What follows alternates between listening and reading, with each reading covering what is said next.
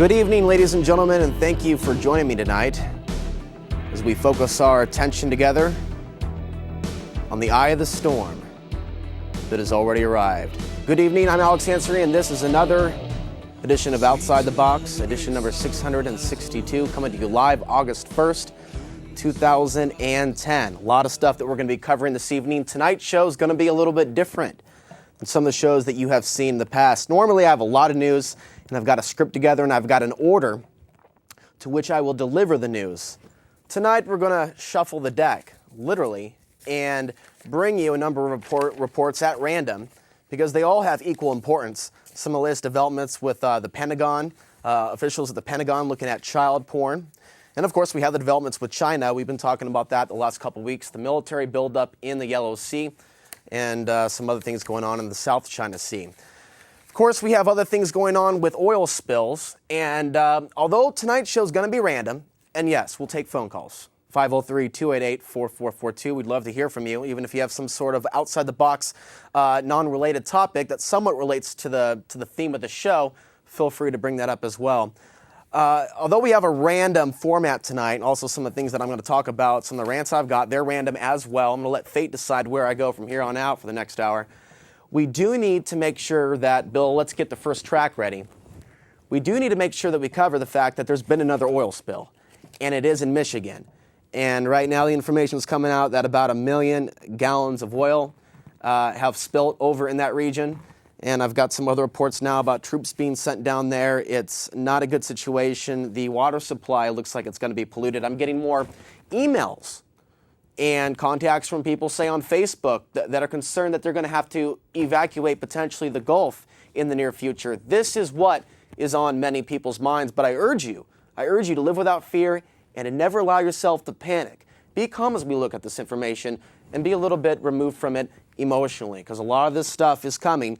But how you end up turning out in the end of it all, well, that's up to your actions from this point on. Bill, let's go ahead and roll track one. This is footage of the oil spill that is in Michigan at this time.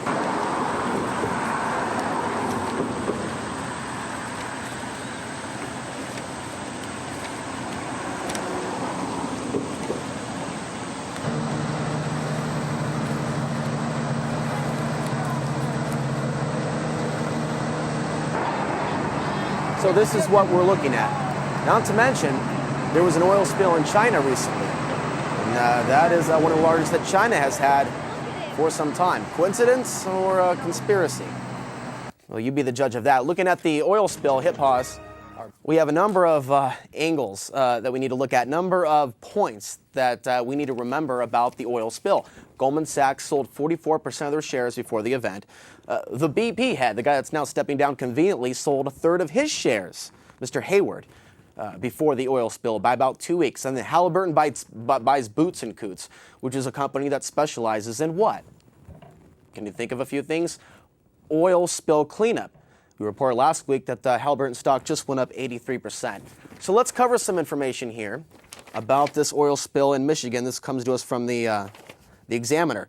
Michigan's Kalamazoo River oil spill, believed to be over 1 million gallons, is possibly leading the nation both towards tragedy and dictatorship, with military powers of historic proportions under Obama's national emergency that he declared, now with American troops positioned for urban duty and Canadian troops on 72-hour standby. So these are the other weird things in the news that are going on concurrent, in addition to the announcement that 1,200 troops were being sent down to the border.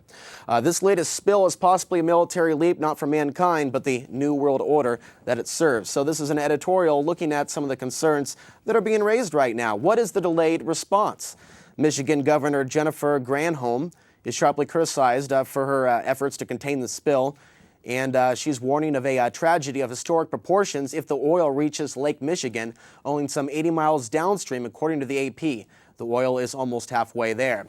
Bill, let's go ahead now and play track 2 on the DVD, and this is the local Fox affiliate's perspective on the situation. Then we'll cover some more information when we get back. Being asked to evacuate after that major oil spill in Calhoun County. Air quality tests show dangerous levels of benzene. And now there's concerns with the water supply. All this as crews continue to try to stop that spill from moving down the Kalamazoo River into Lake Michigan.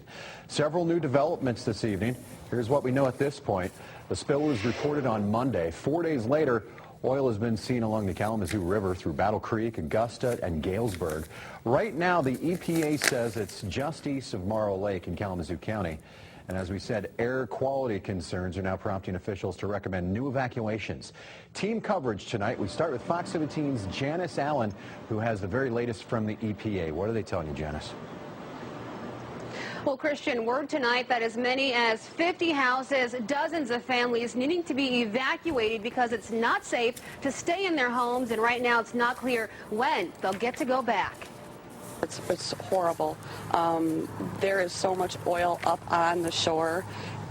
You don't see green, all you see is oil. The self-imposed evacuation for some families starting days ago. Michelle Walters and her 13-year-old daughter renting a hotel room in Coldwater. Their home near Squaw Creek sitting empty for good reason. It's awful. You can't even get close to the water without instantly getting a headache. And at our house, you get a headache and a runny nose. The EPA now sounding the alarm for an official evacuation. 30 to 50 homes near the original spill site in Marshall. People living in homes shown in the red area being told to leave immediately. The reason, unsafe readings of benzene, a chemical in the crude that causes things like dizziness and nausea short term, and it can cause cancer long term. Leaders hoping the evacuations only last a few days. And hopefully we can get some better numbers over the next few days and get people back into their homes. The evacuations coming 3 days after that massive leak. So what took so long? The levels change every day, and we're at a point in time that we're looking at long-term exposure. Tonight, the EPA also issuing a water advisory. About 100 homes using private wells 200 feet from the contamination site along the river now being told not to drink the water. A precaution until further testing is Don't drink the water! The situation still remains very serious. There's a significant Sounds familiar. amount of oil still on the river. As far right, as let's come back. containing the oil, efforts are still focused on Morrow Lake. Twice the number of booms and crews. We'll now cap this report, if you will, by going into Bill graphic number 48. Documents indicate heavy use of dispersants in Gulf oil spill. It's now hitting the mainstream that there are harmful effects, harmful things coming from the use of Corexit, very harmful to wildlife, to humans, cancer-causing. While the BP well was still gushing, the Obama administration issued an order that limited the spreading of controversial dispersant chemicals on the Gulf of Mexico surface. Their use, officials said, should be restricted to rare cases. That's what they're saying. They say, hey, we tried to stop BP. Hey, Obama tried. But in reality, federal documents show the use of dispersants wasn't actually rare at all. This wasn't anything new. Despite the order and concerns about the environmental effects of the dispersants, the Coast Guard granted requests to use them 74 times over 54 days and to use them on the surface and deep underwater at the well site. The Coast Guard approved every request submitted by BP or local Coast Guard commanders in Louisiana, although in some cases the amount of the chemicals they could use it reduced the amount of chemicals they could use, according to an analysis of the documents prepared by the office of Representative Edward J. Markey of Massachusetts. Documents indicate that these exceptions are in no way a